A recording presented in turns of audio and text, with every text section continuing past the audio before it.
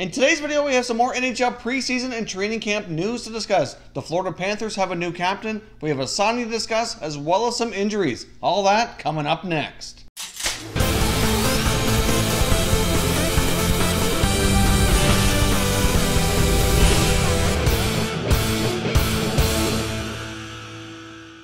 Hey everyone, and welcome back to another video here at Top Shelf Hockey. If you're new to the channel, thanks for stopping by. We review and discuss all 31 NHL teams, so if you're a huge hockey fan, consider subscribing and clicking the bell so you don't miss anything.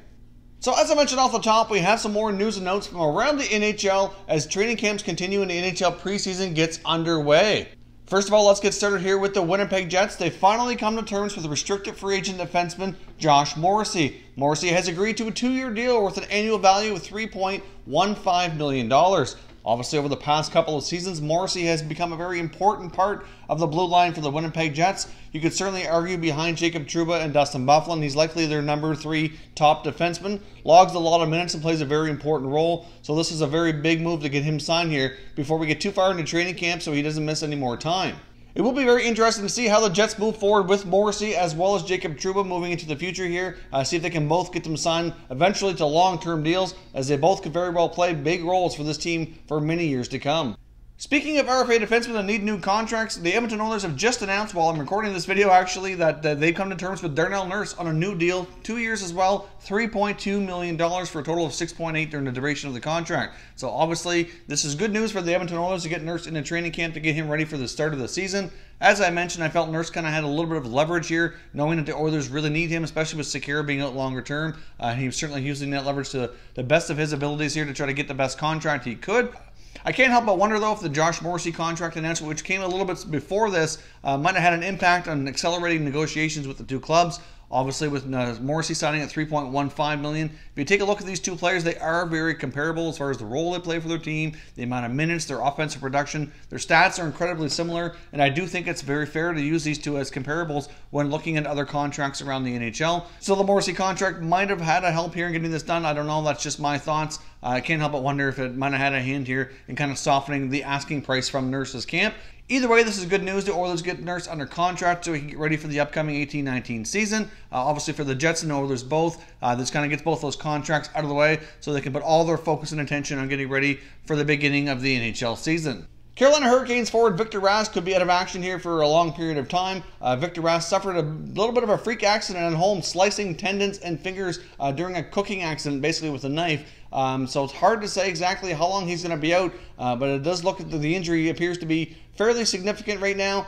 So obviously this is going to create even more opportunity for some of the younger players, like a Martin Necas, for example, who was already expected to more likely get top 6 minutes at the center ice position. But it's going to create even more opportunity for some of those younger players to step up, as they could be without Rask here for a fair bit of time while that hand's healing up. We do have some news out of the Montreal Canadiens training camp. Apparently they're still having a hard time deciding who's going to play center ice, and they did reveal that for the beginning of the year at least, they're going to try Max Domi at center and put Jonathan Drouin on the wing. Obviously, earlier this offseason, it appeared as though the Habs were pretty set on giving Drouin another chance to play center ice. Obviously, he did struggle at that position at times last season, but it looks as though they were willing to go down that road again and give him another opportunity to really prove himself that he could be a solid center iceman. But now it says they're going to put him on the wing and have Domi play center. Bergevin on a radio interview listed Max Domi, Philip Deneau, Thomas Plekanec, and Matthew Pekka as their most likely their top 4 centers, while indicating they're still looking at Nick Suzuki and Jesperi Kotkaniemi as well.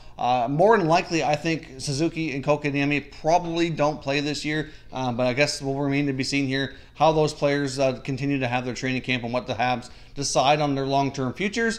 But just a little bit surprising as well. It seemed like they're still having trouble flip-flopping here, deciding who's going to play center. I mean, Max Domi did play a little bit of center for the Coyotes in the past, but not really a whole lot. He's predominantly been a winger, so just a little bit confusing for me. I don't know why they continue to have difficulty figuring out who's a center and who's a winger here. Personally, I just hope they don't impact the development of Drouin and Domi longer term here. They could be big parts of the future in their top 6 forward group, and if they manage things correctly and put them in the right situations to succeed, like I said, they could be very successful. But to put them in the wrong situations, and obviously that's just going to stall things and make things more frustrating for things in Montreal. So let me know your thoughts down below, what you think of Max Domi playing center for the Montreal Canadiens to at least start the season. The Florida Panthers have a new captain. They've decided to put the C on number 16, Aleksander Barkov. Obviously, Barkov has had a tremendous career so far, playing 5 seasons after going number 2 overall in the 2013 draft. He's been a huge part of that Florida Panthers team. Certainly leads by example already. Having that C on his jersey, I think, is a great testament to how good of a player he is.